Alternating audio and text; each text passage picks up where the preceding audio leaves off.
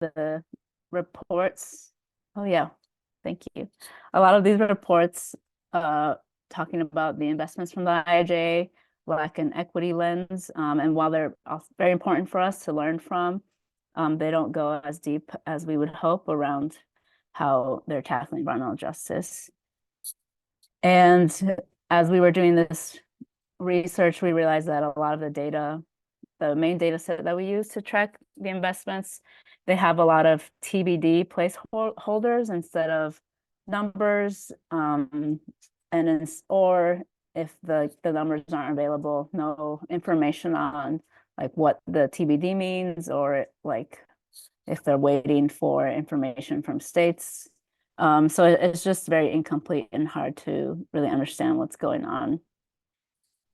These are just some of the reports that dig into the IIJA, but many of these do not specifically think about Latine communities.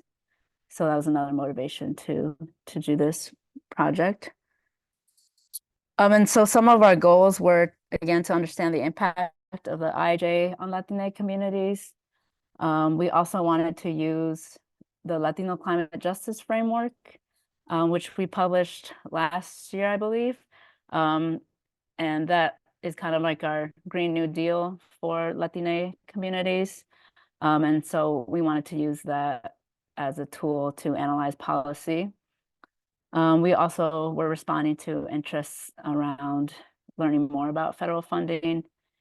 And another one which I mentioned was just to break down silos between our different programs, different policy priorities, and share that with y'all as well and other collaborators.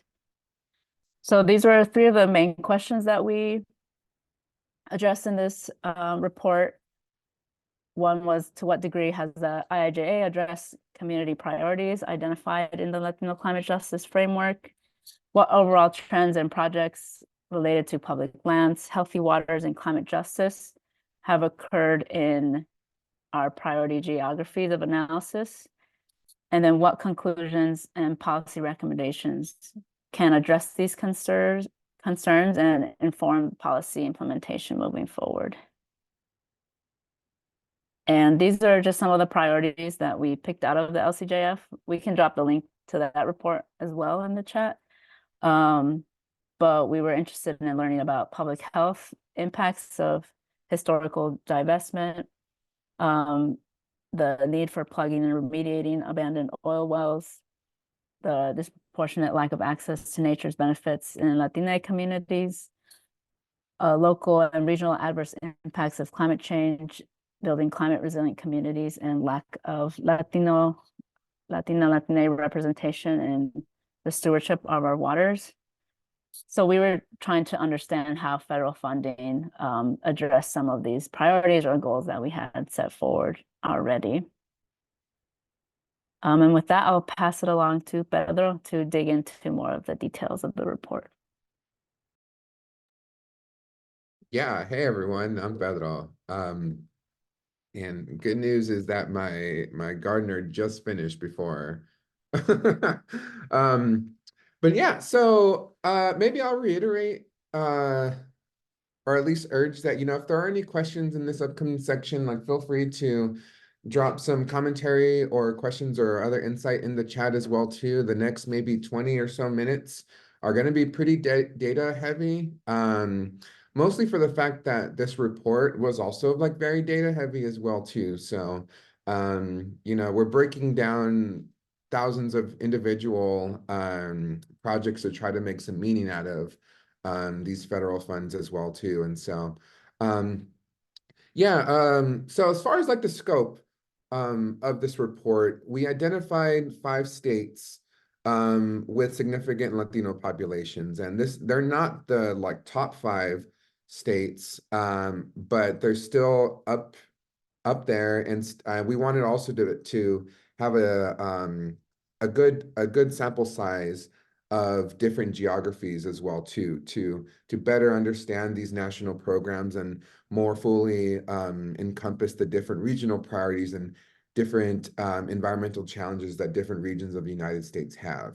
And so the map on the left actually is a heat map that shows the density of the Hispanic/Latino populations. And the map on the right is actually a map with all of the investments from the first 2 years of the IIJA as well too. So we tried to filter down this massive data set again to try to make some meaning. And so you have states like California, which is about, and Texas that have about 40% Hispanic Latino populations, all the way down to New York, which is about 1 in 5. So all things told, I think this is pretty demonstrative of the United States Latino population, but also again tries to unpack the diversity of Latinidad to have different ethnic groups represented as well too. So if we can hit the next slide. By the numbers, we have 308 projects that we identified, and this totaled about $3 billion. And so, again, like all things told, the overall funding that has been expended in these first 2 years is greatly over 3 billion. It's in the hundreds and flirting almost to the trillion amount. But as with the filter of these Latino priorities as found in the Latino Climate Justice Framework, we found 22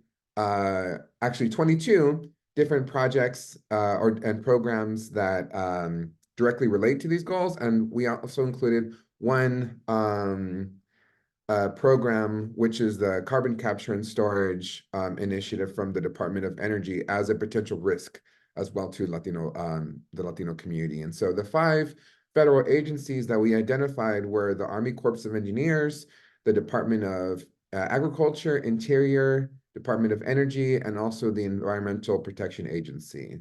So we can go to the next slide. This unpacks and categorizes the individual programs. And so we wanted to make sure this was useful for advocates to make some meaning on the agency level, but also the Bureau. So for example, with the, let's use the Department of Interior. We break things down in our appendices and in our analysis by agencies and bureau level. So you have 2 programs administered by the Bureau of Land Management and National Park Service. And it also included some department-wide programs such as orphan well site plugging and remediation. And we wanted to include the specific bureau to point advocates to, if you're trying to reform a program or trying to seek these funds, you have at least more of a direction to where to go to or who to be speaking with as well too. And also, again, just to highlight that these are established programs that are specifically funded through the IIJA. So if we can go to the next slide, please, just to keep us moving along. Let me move my screen here. This report, actually this federal data set, and so in addition to just understanding the Latino community impacts, this report is almost equally an analysis of the public data set that we're using. And so we broke things down into the different federal agencies. So for example, the Army Corps of Engineers, you can see here greatly outspends all the other agencies that are included in this study. And so get to see some meaning that these projects are either very expensive or there's a lot. Spoiler alert, they're just very expensive. And then also the IIJA data is broken down into different categories. And so we see that nearly 120 of these projects, almost about half, are in environmental remediation. And so again, this is just again to help provide some more contours for the types of projects that are overall funded. So we can get the next slide. And so when we take these categories and then just add some financial amounts, we get to see that while environmental remediation projects numerically were the most, they still rank towards the bottom of the overall expenditures. And so, for example, we see resilience with 82 projects taking up the lion's share of the about $3 billion within the purviews of this study. and also a limitation, which, as you'll see in the report and throughout the rest of this discussion, is that these red asterisks indicate incomplete data sets. And so that's one of the earliest barriers and challenges I think that the public has to actually fully complete this picture, because the data set that was provided to us and just to the public more broadly had a TBD or undisclosed amounts as well too. And so with the grain of salt, this is the numbers that we were able to find. But as the data set is completed in the near term, or hopefully just in general, we'll have better understandings of the full funding suite. But actually, if I can just go back to the prior slide real quick for this last point, one of the trends that we do see is that parks and recreation programs just generally are numerically lower, but also just in terms of expenditures, super low as well too. So I think that just provides some understanding for what the scope of the IIJA is. The Biden administration is speaking this as, historic levels of funding, but just overall, we're seeing minimal funding amounts in parks and recreation, which are a really big priority for Latino communities. Next slide. This report also includes another analysis where we break down the agency expenditures by states as well too. And so you see this huge green bar is shows that Florida actually, as far as independent or individual agency expenditures are concerned, received the most levels of funding. And this is actually only for one project. So it's a really interesting case study, which I'll actually explain towards the end of my discussion. But we get to just, again, show proportionality for overall investments. And so if we can just move on to the next slide, to, again, just make sure that this data is as useful as possible for advocates and just for any stakeholders or practitioners that are, trying to dive into this issue. We also broke down this data into these charts as well. And so these have the different categories that I mentioned. So it's broken down by federal agency, it's broken down by bureau, state, and program.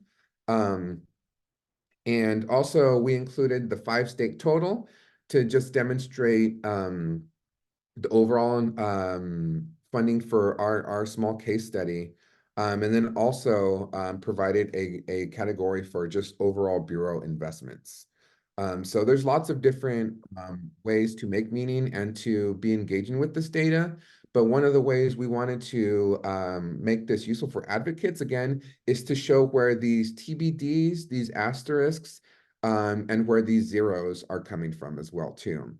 So for example, just using the Texas, a very a state that has lots of oil and extractive industry as well too. We actually saw that there was $0 coming from the Brownfield State and Tribal Response Program, although there are about $1 million in just brownfield projects. And so just to identify those types of gaps and those inconsistencies as well too, to prepare advocates to seek those funds in the near or medium term as well, since they're up there. But also we're seeing, these TBDs, the TBDs indicate that there were awards, but for these $0 actually shows that there were not funds. So again, just kind of seeing these gaps, and hopefully we can use this for our advocacy as well too. But it takes a lot to sift through the data. So we try to kind of do this work for advocates to be useful as well. And so you can see overall that within the purview of these 5 states and these programs that were most relevant to Latino community priorities, the Environmental Protection Agency funded roughly $96 million. So finally putting some numbers to these general concepts. Hit the next slide. We do this for all the agencies. I won't spend too much more time on this as well too.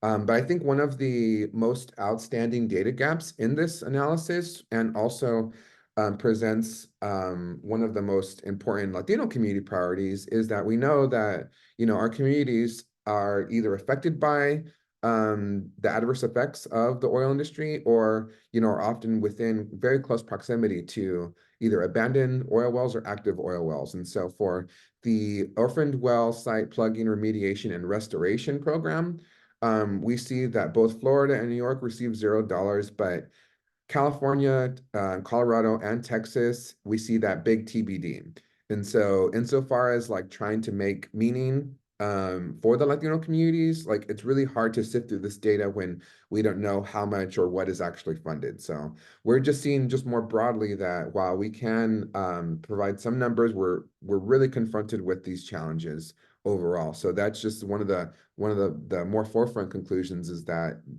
the public data set that's being provided by the federal government is incomplete. Next, please.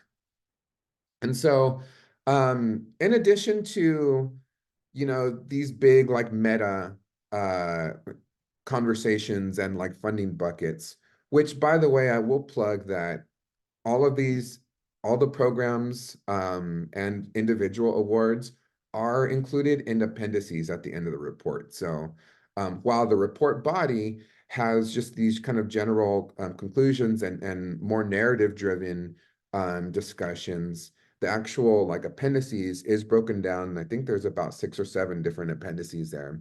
But it's broken down by comparative case studies, but also the individual states as well. So for folks who are interested in like diving more into that data, you'll have it at your within your reach if you download or just view the report online. And so that said, we wanted, in order to begin, to like take our investigation further, besides just these general statewide discussions, we identified a case study within each priority state. And again, we use the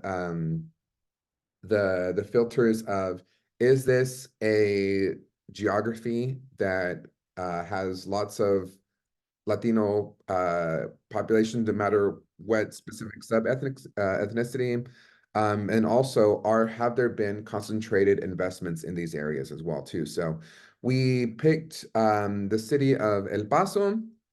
We picked Los Angeles City and Los Angeles County. We also picked Miami-Dade County in Florida, New York City, and the San Juan Valley in Colorado. So if we can just go to the next slide so we can start diving in. So again, this is one of the appendices where we get to show that, all things told, these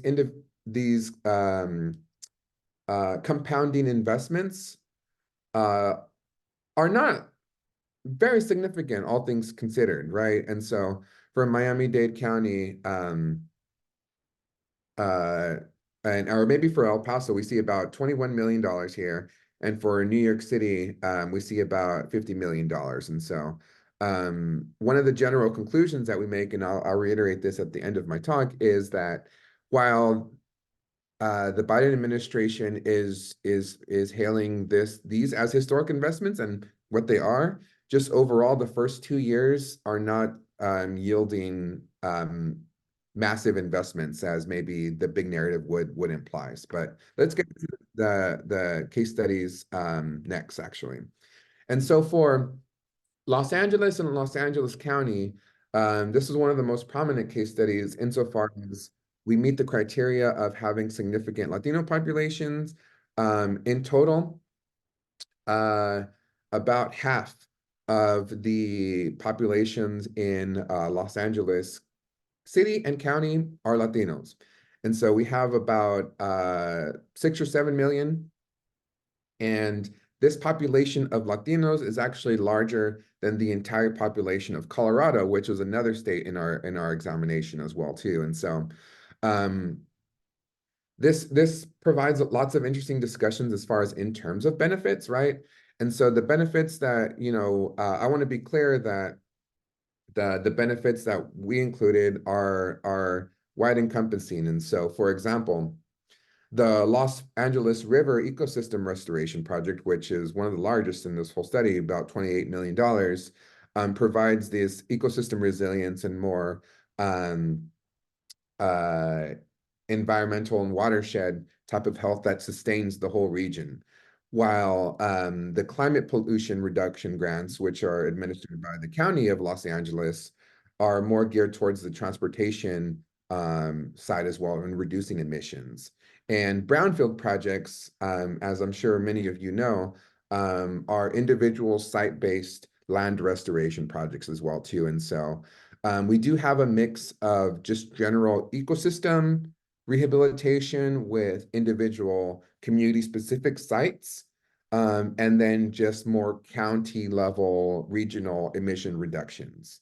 And so these are different degrees of benefits rather than like a community sidewalk or less maybe directly felt, but still just ultimately add to ecosystem resilience for communities most affected by environmental burdens.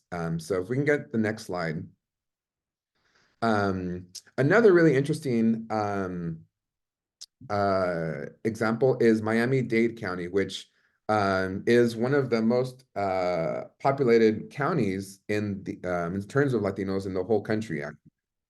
Um, and so we have about 69% Latino population here. We're seeing the same data gaps insofar as the moving farmers from surviving to thriving in Miami-Dade County program or project still does not have a funding amount. But there are the climate reduction plans or planning grants and the fence line air monitoring as well too. But if we go to the next slide, we see how some of these individual, more environmental justice oriented programs compound with the South Florida Ecosystem Restoration Project. And I wanted to include this because in this county, again, you have these more regional neighborhood specific programs with the South Florida Ecosystem Restoration Project, which is by far the largest individual project expenditure in our study. This is over $1 billion for essentially restoring and enhancing the Everglades for flood resilience, for biodiversity, for watershed health as well too. And so we're seeing that Miami-Dade County is right within the watershed of this massive infrastructure and environmental rehabilitation project as well too. So compared to, again, some of the individual grants that maybe are 500,000 or so, which I'll get into the next slide, this $1 billion project actually does demonstrate some of the magnitude and scale that the IIJA can be leveraged for in your own community. So I think just that's something really noteworthy as well too, insofar as determining what this could actually do. But let's keep moving to the next slide. And so in terms of like what we actually found, and so aside from just, parsing all these big numbers and data, is that we are finding that there's lots of potential for agencies to coordinate their different programs into one geography and produce concentrated place-based transformation. This could also provide seed funding to set critical initiatives in motion. So, there's lots of planning grants, and you need a planning grant to get these infrastructure funds. But also, we can see that this can scale up successful programs and increase access to previously out of reach resources. And again, as far as the potential, there's lots of examples where the programs that we analyzed reached all 5 of the states. So we can see that there are programs that do have wide reach. As far as shortcomings go, these are still historically significant investments, but this investigation does raise further inquiry as far as assessing if the total level of funding is inadequate to meet our national and global climate ecosystem goals. As Maritza opened our presentation, there's going to be an increasing rate of multi-billion-dollar climate disasters, and all of these 5 states in our study are right on the front lines. And so we're seeing, I guess it begs to question if whether or not our federal financing system is keeping pace with the climate disaster. But also, our nation still experiences a massive general maintenance backlog for numerous projects and areas as well too. And so while we're chipping away, we're seeing the compounding impacts of a big backlog, but also increasing risk due to the climate disaster. So again, it's just again assessing whether or not our financing system is appropriate. But let's go to the next slide. We're also seeing, at least as far as, climate pollution reduction and clean air, that Latina cities are actually, this is one of the most standout examples from sifting through all this data, where there's lots of overlapping between fence line air monitoring, which is tracing pollution within communities as well too. For folks who are maybe unfamiliar with like the air quality monitoring systems, there are different kind of like hubs. And so air quality is, when you see on the news, it's kind of like what this station reports. But there is a discrepancy between where these stations are located and with the actual communities that are within proximity to highways or oil refineries or whatever land use or industry that is leading to pollution. So we're seeing lots of overlap here with the climate pollution reduction grants, which is actually reducing greenhouse gas emissions. And so we see a kind of 1-2 complementary effort in cities like San Diego, Los Angeles, in the Central Valley, in El Paso is one of them, in San Antonio, in Denver, and also in New York as well too. So all these are large cities with large populations of Latino communities. And as far as expanding what the benefits will look like, we'll be able to have more insight once these programs are implemented as well too. So that's another limitation, I guess, of this study insofar as we're tracking where the funding's going, but we'll be able to actually see the on-the-ground benefits once these projects are implemented. So that's maybe part 2 or part 3 or 4 of this examination. Next slide. Another, I think, important discussion just in terms of understanding the scope of what the IIJA can do, but also one of the biggest issues, I work on public lands here at Green Latinos, but just know more broadly that the United States is experiencing ecosystem loss and transition at historical rates. And so public lands, one of the more shocking conclusions is that public lands receive minimal investments. So there are 34 overall projects that fit the public lands criteria that total at least 12.8 million. And again, it's at least because there's some TBDs there. But as you've seen, even within these last couple minutes, there are individual programs or individual projects that greatly outspan the whole of the public lands investments. And so just generally, it's I think it has some implications for needing overall investments, but also expanding the scope and scale of individual awards as well too. When we tried to expand the scope from instead of just public lands, which are national wildlife refuges or forests or national parks, to just general parks and recreations, the actual increase was not that significant either, where we're still seeing about $30 million for parks and recreation. So in total, no matter how we're kind of parsing this data, these land restoration efforts are just greatly underscaled. And I think this is one of the biggest shortcomings insofar as how the IIJA was designed. And again, we also see within these purviews, New York and Florida did not receive funding either. And so this is in terms of lower investment, but also did not reach the 5 states that we included. Next slide. One of the interesting outcomes, again, just delving into this data, is that there's lots of potential for directly rewarding individual organizations or institutions that serve Latinos with funds.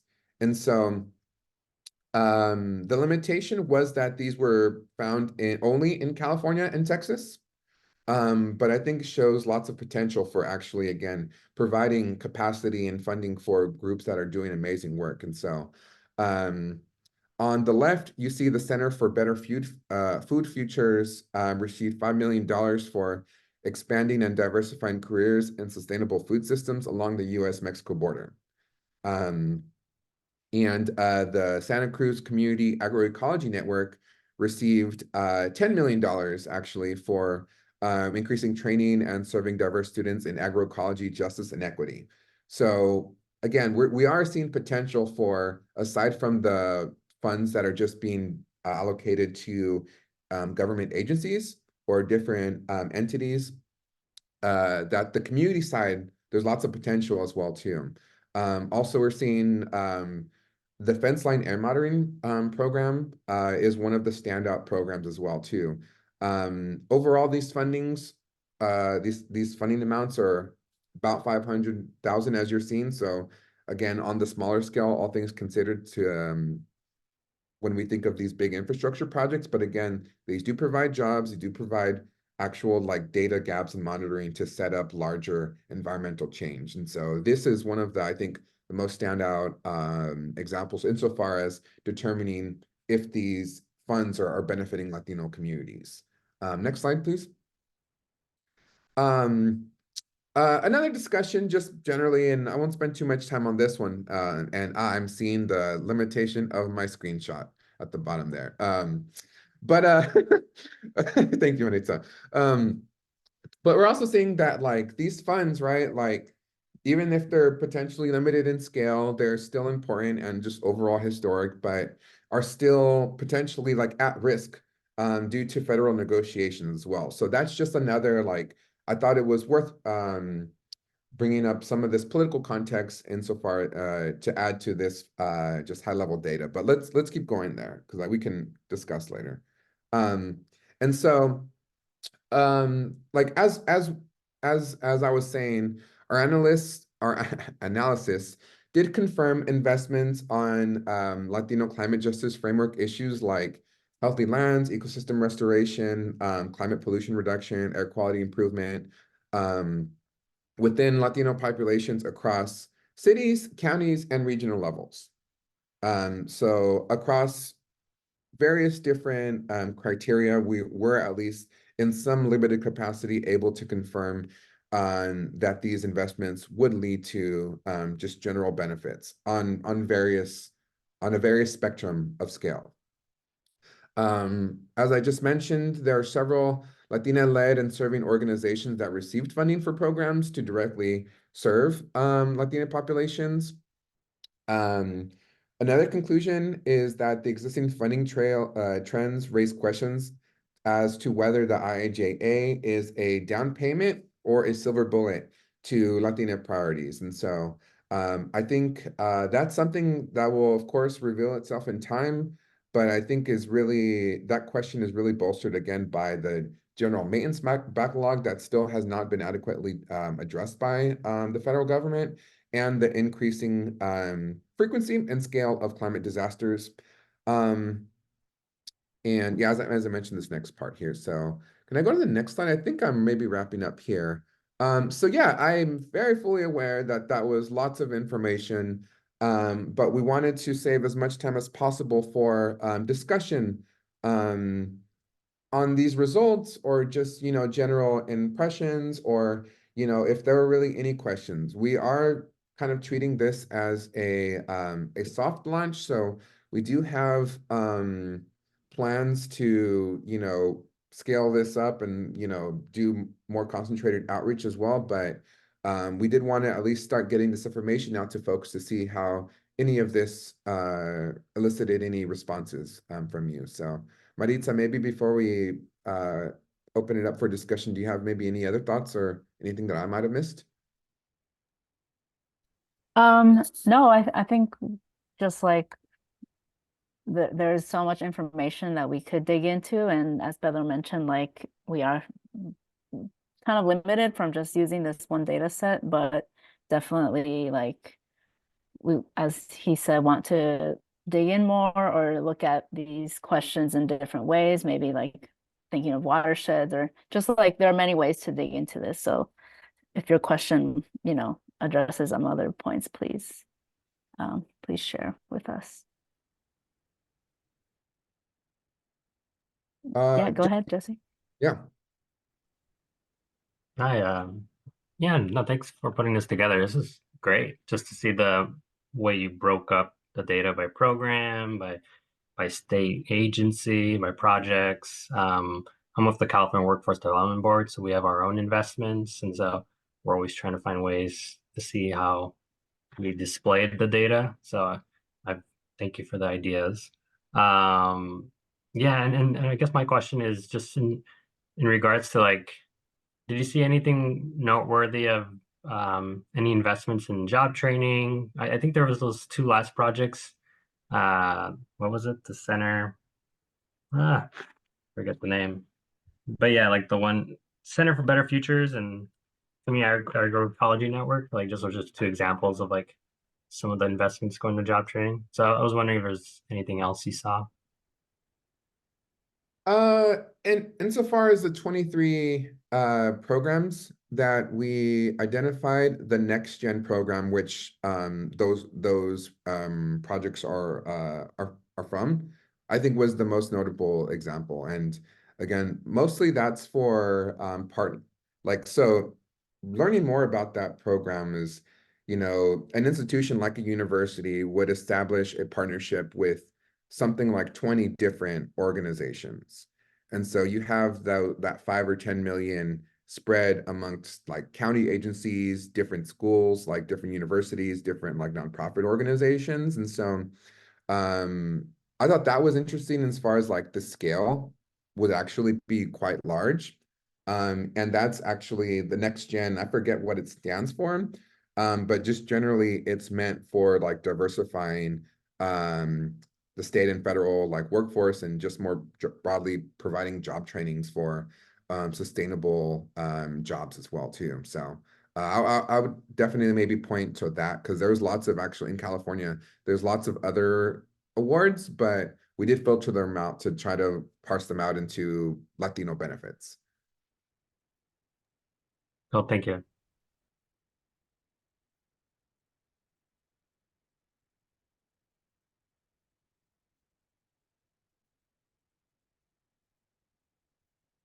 Yeah, Catalina. Hey everyone, thank you so much, Pedro and Maritza, for this work. I think it's really important to see all the detail that you brought. Yeah, I think this raised in so much detail, it raises so many good points. And some, like Maritza, just like you said, so many different ways to look more into this.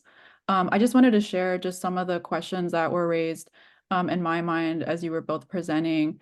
One was, I think for like urban areas, like it's so cool to see the case study you did on Los Angeles. I'm based in Los Angeles, and just kind of think like, how is the scale of this? Like, how does it fit into the bigger picture of what we're trying to do here?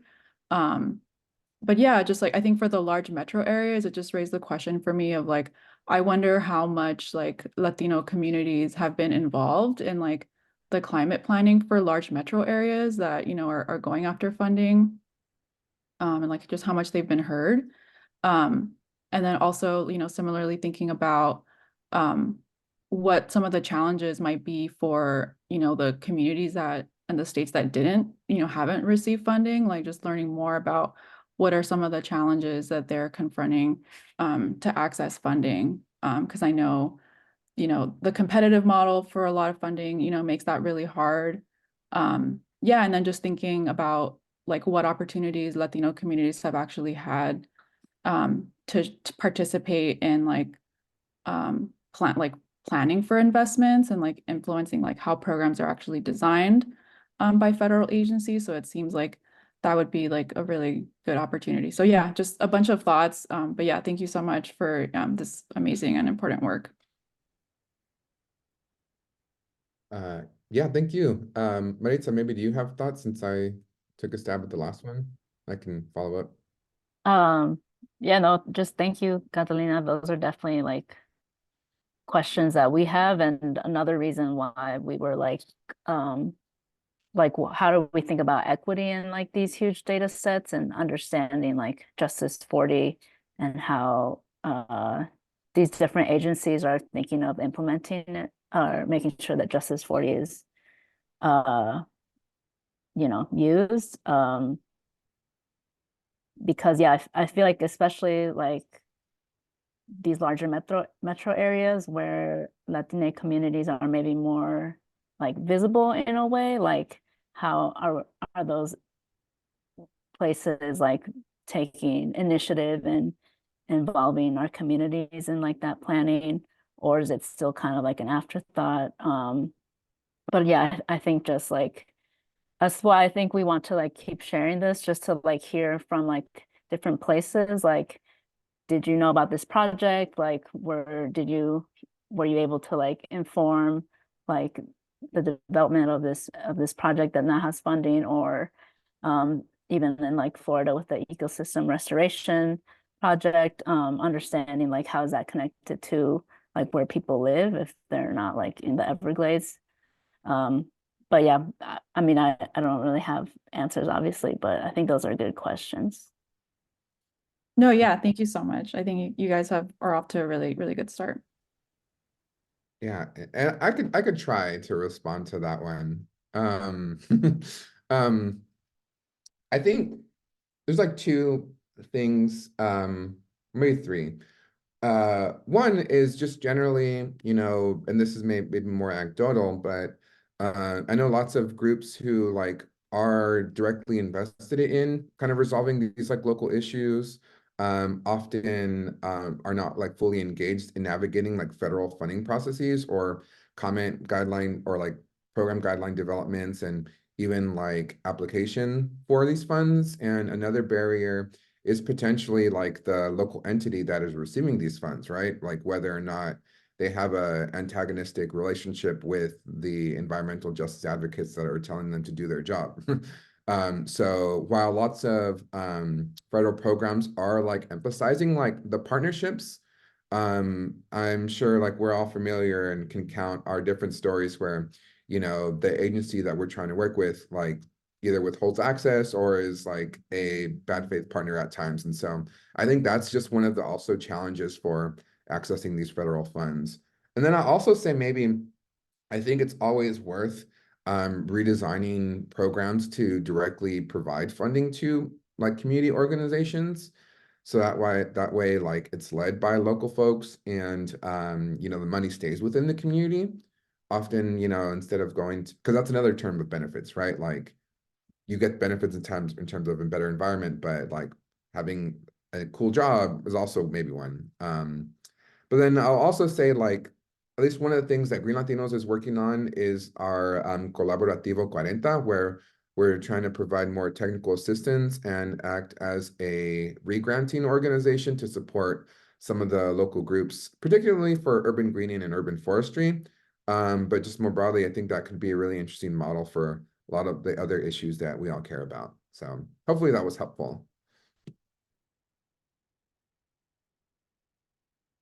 And thanks. We have a couple more minutes. So Jesse, I see Go your hand. ahead. Yeah, actually, to just build on that point about like challenges navigating these federal grant programs, it's something that with amongst our own grantees, we're trying to like see potentially looking into like technical assistance to provide them because California is going to experience a huge budget deficit for this next fiscal year. And so our own grant program is going to be affected. So we're looking at other alternative funding programs like these federal investments that we can refer to our grantees. So yes, that's one challenge that we're going to keep in mind. And maybe I'll just make the plug that there's lots of other federal investments that we didn't study, like the Inflation Reduction Act and other existing programs. So there's lots of money that I think we need to tap into. But any other questions or comments?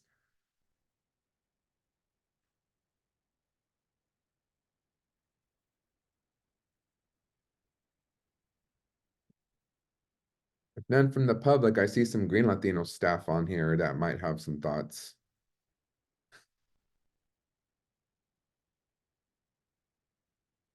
Yeah, I can comment. Sorry, y'all. I'll keep my camera off because I'm still pretty sick with COVID. But I did want to hop on the call because this is very interesting to me. As I learn about different issues here in Texas, one thing that's a shared concern is money. You know, we need money to carry out the work, to do the programs, and to really like protect our communities the way that we want to.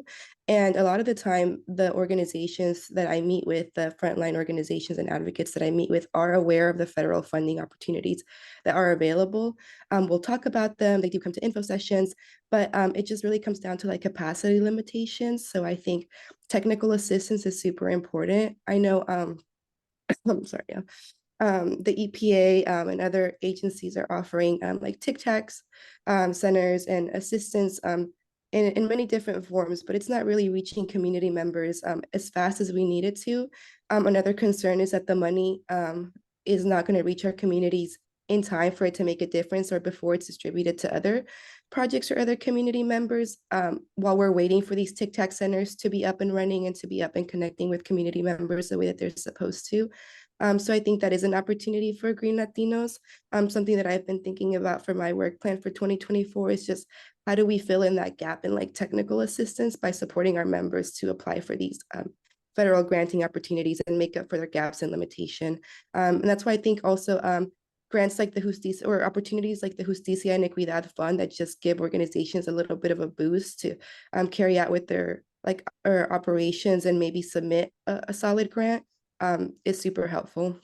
But I also wanted to share or maybe comment. I think it would be interesting to take this like the review that Maritza, Pedro, and Dharma, all you put together to these agencies and show them, like, I'm sure they've seen these numbers, they're aware, but to have a different perspective of how it's been reviewed by you all, I think would be interesting. I'm thinking maybe during our advocacy days or Capitol Hill fly-in, or if we have an earlier opportunity to present this information to them to advocate for maybe some reform on their end to make processes easier and more accessible for our community would be really great because this analysis is awesome and I think it's so important for them to know. Over. Yeah, thank you, Ana Esmeralda. I'll definitely echo your point where, you know, in terms of like these historic levels of funding, it's kind of like they opened, like we're drinking out of a fire hose where now there's just so much money. And I think it's fairly accurate that the people who are ready or have been doing this for years or have that capacity are the ones that are going to be benefiting from the first couple of years. And so I definitely think that's a really good like point for a need that hopefully, you know, we all can be addressing. And would be great to talk to the EPA and stuff about this. I'll also say if interview all with your organizations or like communities that you're a part of as well, like Maritza and I will also like gladly offer ourselves to like talk in more detail. And you know, the report, there's lots of stuff that was in the report that we weren't able to talk about in this hour. So if there's anything else that you know, any other questions in the future, feel free to reach out to us as well. Yes, also hope you feel better. Yeah, so with our last 2 minutes, as Pedro said, definitely would love to like hear more thoughts, and we are planning to like keep sharing this report. And also just wanted to like plug like I think there's always like public comment opportunities that come up, and so if y'all needed support or wanted to like bring in any of this information into like those opportunities, I feel like it's always good to just let them know, like, you know, we are tracking and we're gonna make sure that our communities receive these benefits. So yeah, or you know, either link up with Green Latinos to plug into our Colaborativo 40 to get some TA and some regranting support, or if there's any comments or action opportunities, like follow us as well too, so we can provide you with technical support insofar as it, you know, full-time advocates and, you know, are connecting you all with our networks as well too. So definitely want to keep sharing our like resources for everyone and trying to build this collective movement because we all, I think, have a cool role to play as well too. So maybe I see we're right at the hour. So if there are not any other questions, we can transition to the rest of our day. But I'm happy to stay on for a couple minutes if there are any other thoughts or commentary. But thank you, everybody. Thank you all. Thank you.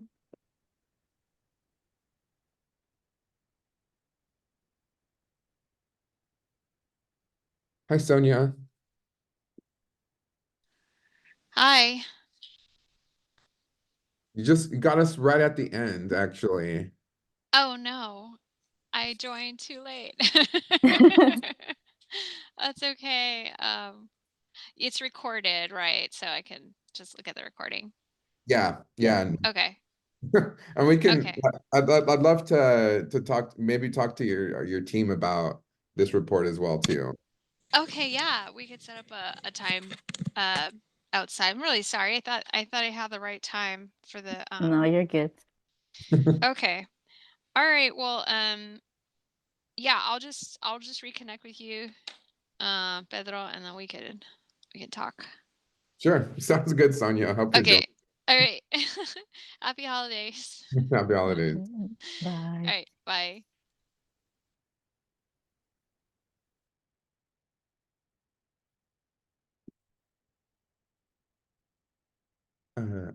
Cool. Maybe Rick. I don't know how to pronounce that, if I'm pronouncing that right. Do you have a question or comment for us?